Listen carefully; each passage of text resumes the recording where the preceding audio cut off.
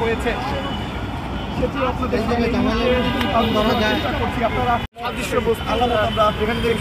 সেটির যে অংশ রাত 10টা গিয়েছে সেটি আসলে তারা এখান থেকে সংগ্রহ করেছেন সেই কেন্দ্রীয় কার্যালয়ের সামনে জাতীয় নাগরিক পার্টির সদস্য সচিব আক্তার হোসেন নেতা কর্মীদের মধ্যে ভয়ভীতি ঢোকানোর জন্য যে সন্ত্রাসের পথ বেছে নেওয়া হয়েছে সেই সন্ত্রাসীকে অতি দ্রুত গ্রেফতার করতে হবে আইন শৃঙ্খলা বাহিনীকে এবং কোন ধরনের সন্ত্রাসী হামলা করে জাতীয় নাগরিক পার্টির নেতা কর্মীদের ভিতর বিন্দু মাত্র ভয় ভীতি তৈরি করা যাবে না।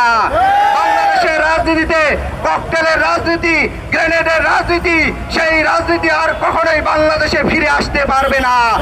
আমরা সরকারকে স্পষ্ট ভাষায় বলে দিতে চাই, অতি দ্রুত এই দুষ্কৃতকারীদেরকে দ্রুত আইনের আওতায় নিয়ে আসেন, অন্যথায় জাতীয় নাগরিক পার্টি তার নেতা কর্মী দেশের মানুষের নিরাপত্তার স্বার্থে সেই দায়িত্ব তারা নিজেরাই গ্রহণ করতে বাধ্য হবে।